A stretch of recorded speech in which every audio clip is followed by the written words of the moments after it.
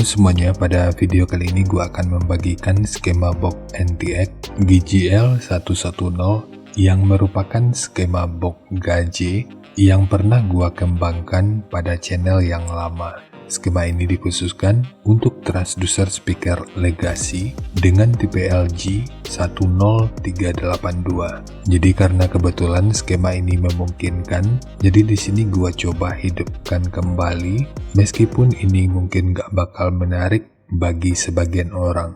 Jadi konsep awalnya, box gaje ini merupakan penggabungan dari skema box bass reflect dengan box planar. Dan waktu itu gua mengaplikasikan outputnya itu cukup natural, dan poin utama yang paling penting, efek cardioid dari skema ini bisa dibilang sangat baik. Tapi poin ini tentu akan tetap erat kaitannya dengan kualitas multiplex yang digunakan. Pada lembar spesifikasi ini juga memuat versi 12 incinya. Tapi di sini kita hanya fokus ke versi 10 incinya aja. Jadi kita mulai dari spesifikasi teknis. Untuk diameter speaker, ini ukurannya 10 inci atau 254 mm. Daya maksimum 300 watt. Untuk rentang frekuensi mulai dari 34 sampai 2500 Hz atau 2,5 kHz. Kemudian untuk sensitivitas pada 2,83 volt per 1 meter, ini 91 dB. Untuk ukuran voice coilnya 38,56 mm. Sekarang kita beralih ke spesifikasi utama, yaitu TS parameternya. Jadi untuk keamanan, karena sebagian besarnya ini akan dikonversi ke pengguna rumahan, maka parameter yang gua gunakan di sini adalah parameter 4 ohmnya. Jadi untuk Fs-nya ini 34 Hz, DCR 3 ohm, QTS 0,79, CAS 0,96, QMS 4,43, MMS 59,7 gram, CMS 0,35 mm per Newton, BL 6,4 Tesla meter, fast 59 liter, efisiensi 0,25%, SD 346,4 cm persegi, dan XMAX 7,05 mm. Untuk jenis box speaker, jika kita mengambil patokan pada referensi ABP, ini tentu lebih direkomendasikan untuk digunakan pada box tanpa lubang angin. Karena untuk ABP-nya, ini hanya 35,4. Ini tentu udah sesuai dengan peruntukannya, karena ini ditargetkan untuk audio mobil, di mana rata-rata ruang yang tersedia itu tentu sangat terbatas. Sekarang kita masuk aja ke rincian semuanya.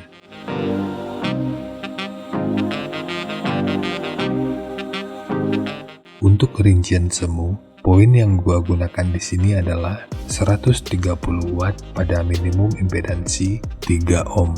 Rekomendasi titik potong bawahnya itu di sekitar 45 Hz dan atasnya boleh menyesuaikan. Ini sifatnya tentu nggak mengikat, jadi nanti bisa dicoba aja sesuai karakter yang diinginkan. Dan untuk slope nanti juga boleh menyesuaikan. Kemudian untuk puncak SPL-nya, ini diperkirakan mencapai sekitar 114 desibel. Semua ini merupakan rincian semu, jadi bisa lebih baik atau bisa aja lebih buruk dari yang diperkirakan. Karena untuk efisiensi akhirnya itu juga akan bisa dipengaruhi oleh beberapa faktor, apakah itu kerapian dan kepresisian dari pembuatan box, kualitas bahan, hingga equipment yang digunakan. Sebelum melanjutkan, harap baca deskripsi video, karena ada beberapa informasi tambahan terkait bahasan yang ada pada video ini.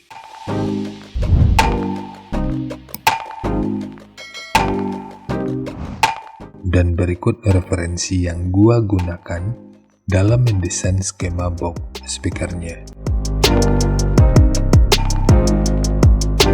Jadi dari transfer function magnitude ini kita bisa melihat meskipun dipotong di 45 Hz, frekuensi 40 Hz, ini udah bisa direspon pada minus 3 dB dan 45 Hz pada 0 dB. Kemudian untuk respon dari portnya, dengan daya 130 Watt, pergerakan udara pada port puncaknya diperkirakan sekitar 13,2 meter per detik. Sementara untuk gain yang dihasilkan oleh port kurang lebih seperti ini. Jadi secara teori, untuk port ini akan membantu dalam merespon frekuensi hingga sekitar 23 Hz pada minus 3 dB.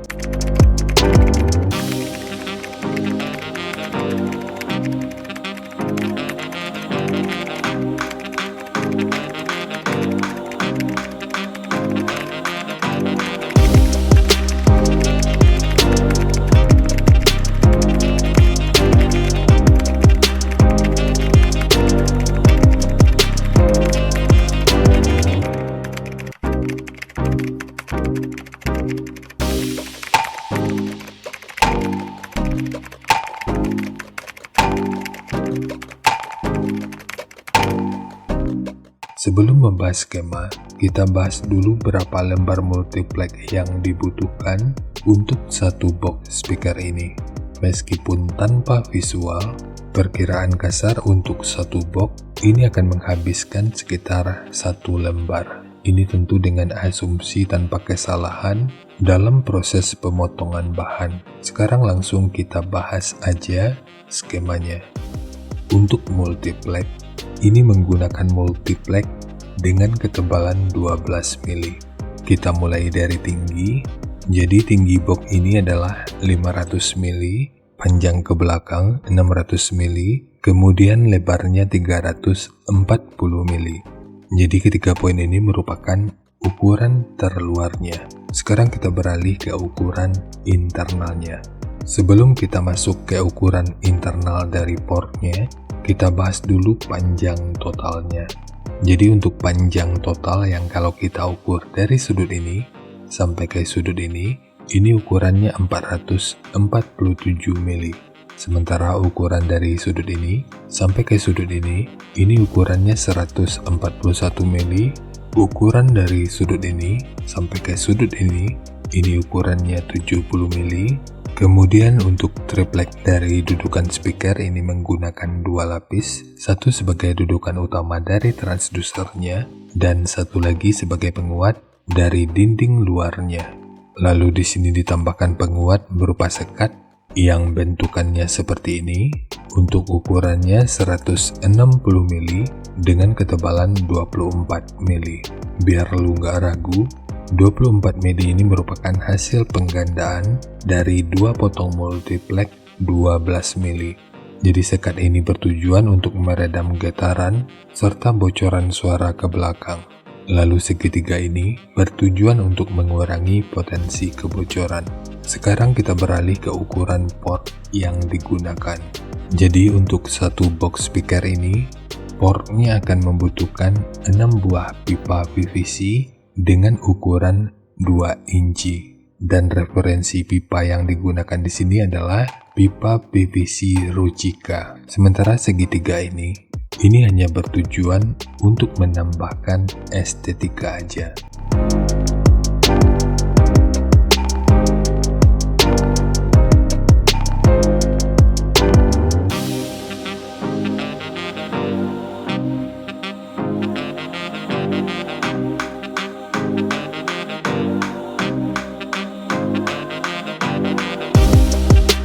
Jadi segitu aja untuk skema dari box NTX GJL110 khususnya untuk transducer speaker Legacy dengan tipe LG 10382. Jika nanti lu punya link review dan video cek soundnya, silahkan bagikan aja pada kolom komentar agar bisa dijadikan referensi juga buat teman-teman yang lainnya.